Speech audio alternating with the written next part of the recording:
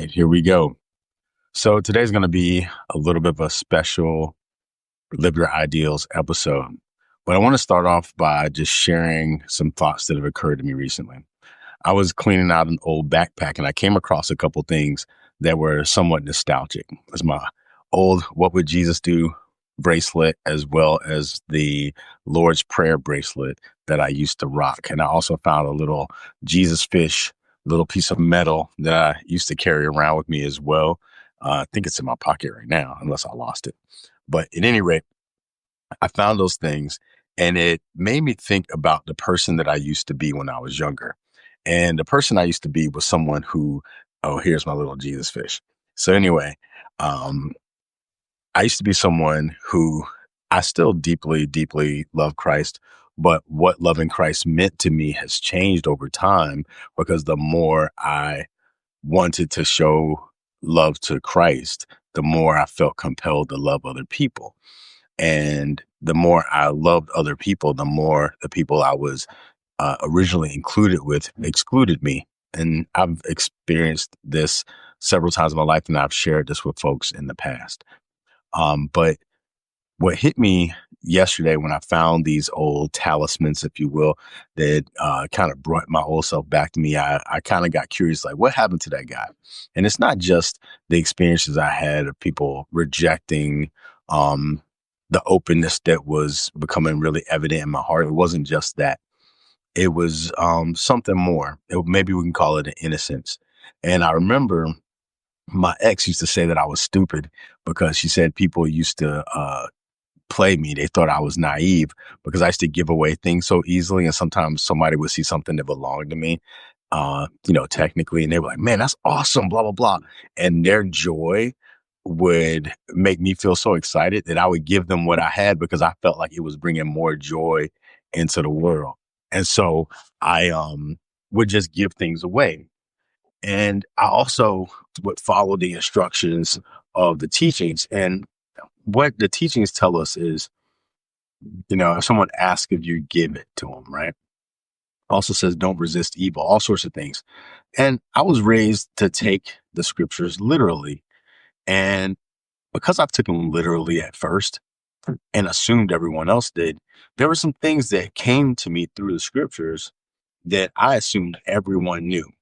One of them comes from Romans 1:20.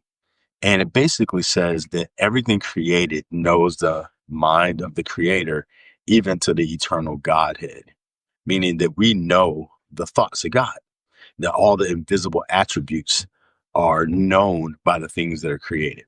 That's in the Bible. I took it literally. So I assumed that on some level, just because I was created, I understood to some degree the invisible attributes of God, even if I couldn't 100% uh, framed them or named them.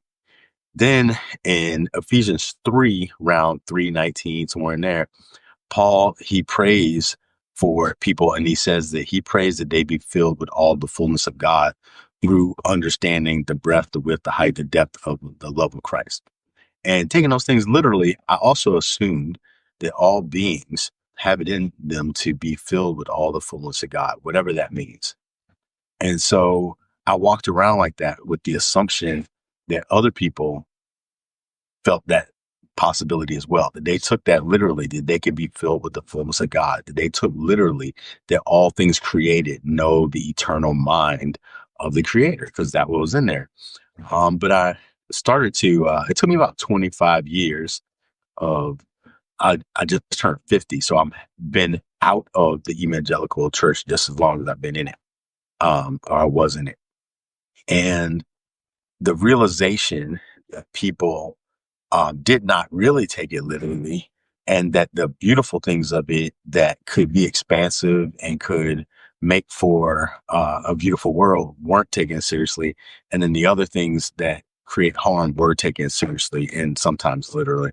So today I'm about to bring in my special guest who is closer to that mind than a lot of folks. And it's my little one here. You can say your name. Makaya Silva. Yeah. So I'm glad to bring her up here because when we hang out, I feel like a kid again. Like we were out at the park this morning and we were making up games. We tend to do that. What's some of the games we've made up? We've made Hold the up, microphone. we've made up like we made up this game where we had a stick and we had a piece of paper and we were like trying to play tennis, but with that. And we make up games where we get like balls or something like that and try to get through stuff instead of actually playing basketball. Yep. Yeah, we play like little games. We make up little stuff all the time, and it feels fun because we just get to hang out in the imagination. We found some tennis balls this morning, and we were like, "What if the tennis balls found us? Like, what if the tennis balls made us come to it so that they wouldn't just be laying on the ground?" We just have like interesting little conversations like that. But something we did recently is we did something with Legos. What did we do with Legos? We made an Iron Spider-Man like Lego set. It was hard. Yeah, it was hard. And what was interesting about it, now, let me ask you a question and hold your mic up so folks can hear you. How long do you think it would have taken us to make that Lego set if we just all we did was look at the picture, but we didn't follow the instructions? It would have taken us maybe almost a year. Yeah, maybe a year or more because it was so complicated to put that thing together. Like the pieces with instructions, it was complicated. So just imagine how complicated it would be without instructions. And it made me think that when I was younger and I, kind of took the word literally, as they say, um, I used to do a lot of things that things were easier for me because I was kind of following these instructions. And it hit me. I used to think that everyone knew. I would say, well, everybody knows this because I was in the group of people who I assumed everyone was following the same instructions.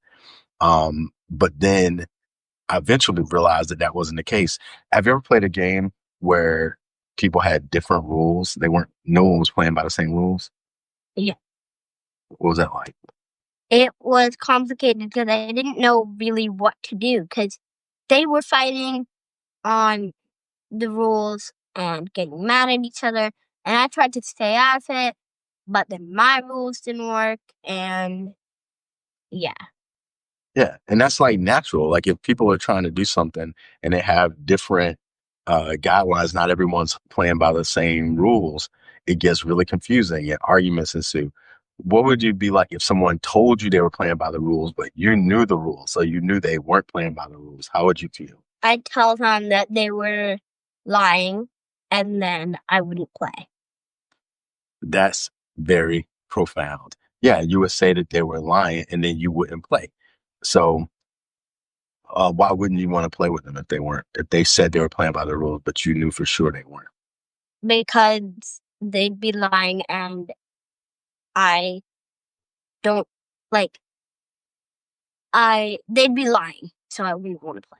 Now, what if they told you that you were lying and that they were playing by the rules, and they said you weren't, but you knew for sure that you were, and but then they told everybody that you were the one that wasn't playing by the rules? How would you feel about that? I would probably just stop playing and maybe even like if I weren't at my house, probably either go home or if I were at my house, tell them to leave.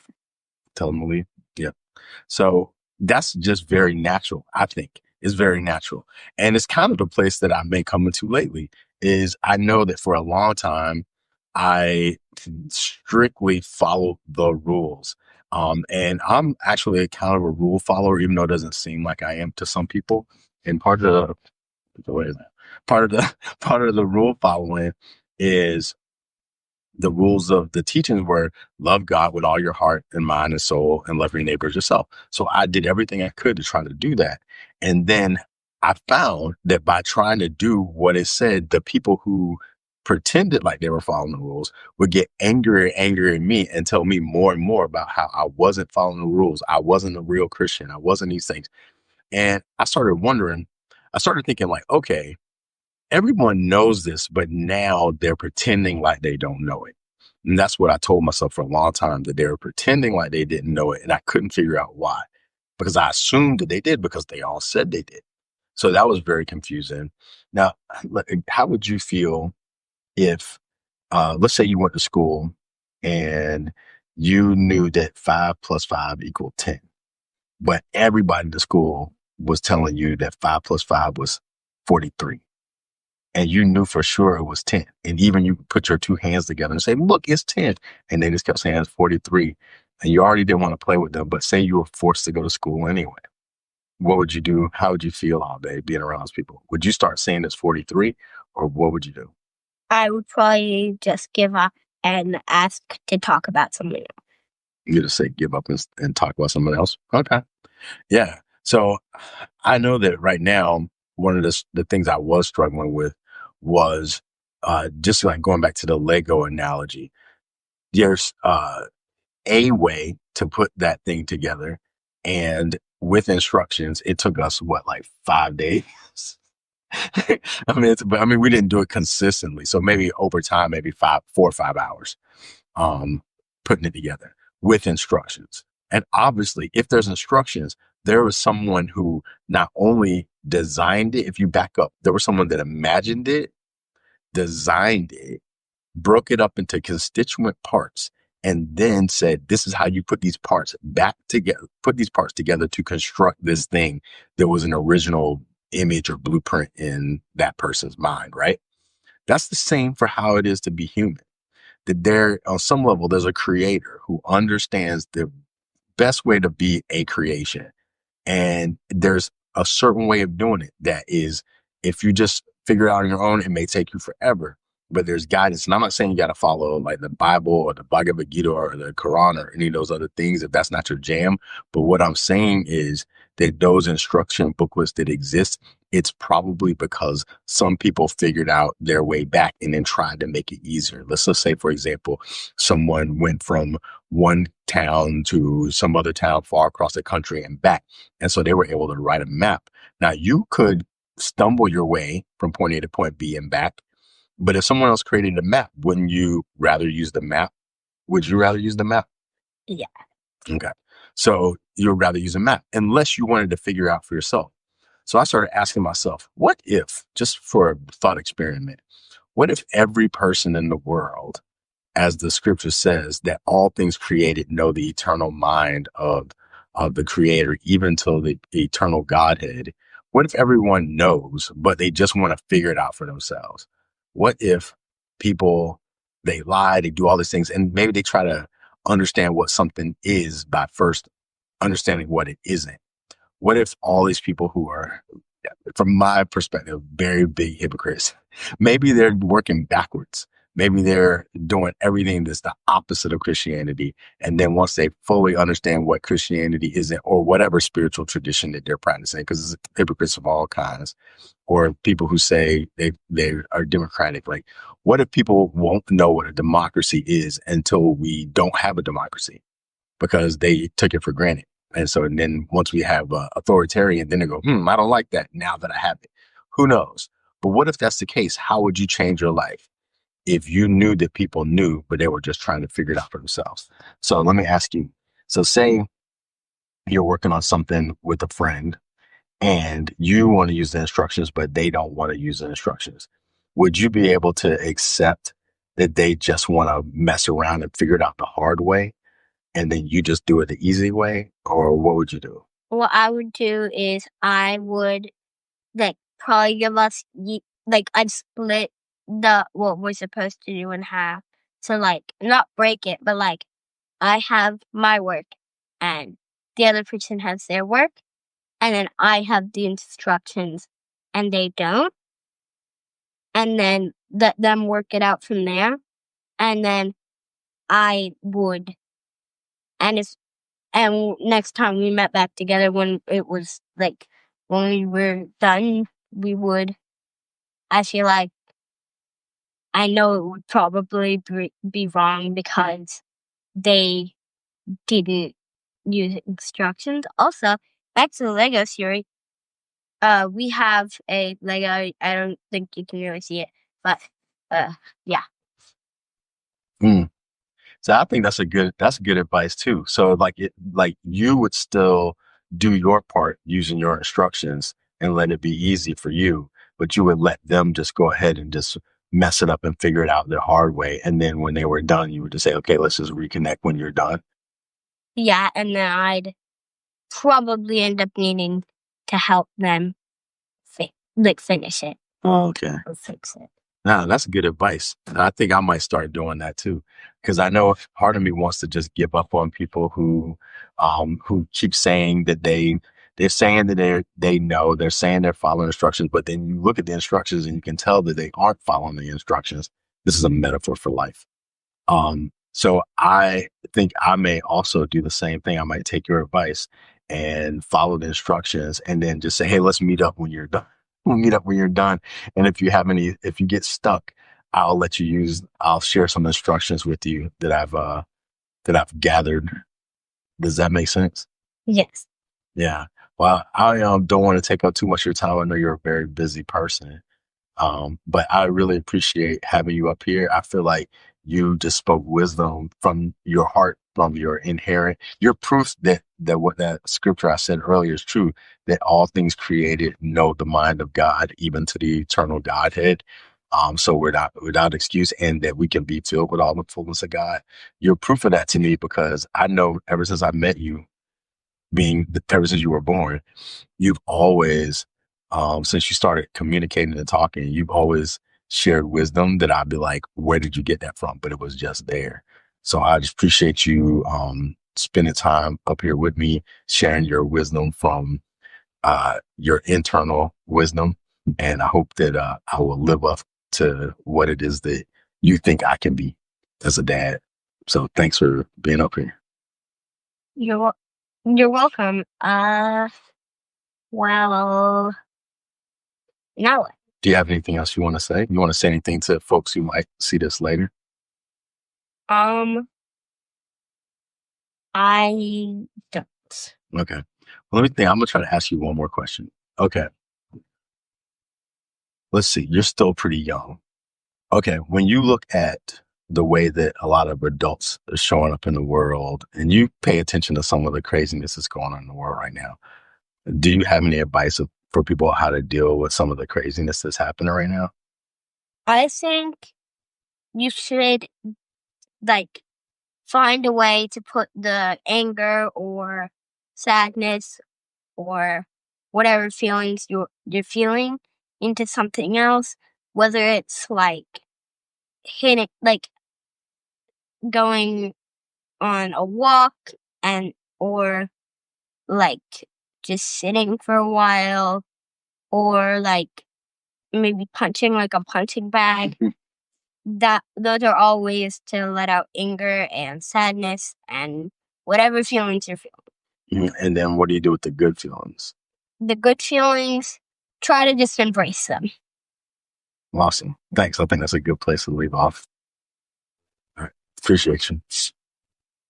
Thanks everybody for hanging out. And those of you who may see this later, thanks to Makaya Silva for being a leader and a guide. You want to wave bye to folks? Bye. Yeah. Yeah. So this is pretty cool. So thanks for being up here and subscribe and share. And I would say take the advice. Jesus said that if we can't come as a little child, we can't inherit the kingdom. So that's why I spend time with my kids, because I know that they are close to that reality at all times. And I'm trying to live from that place as well. So if you know young people in your life, learn from their wisdom, see how easily those things came to her. She didn't get them from a book.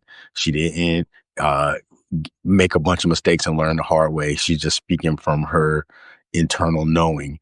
So I think that we might have to start considering the possibility that all of us know, and let each of us who do know and take responsibility for knowing live in the world in such a way that invites other people to experience their knowing as well. So peace, love y'all. And I don't know what's next because I'm living by the Spirit. So we'll find out. Thanks.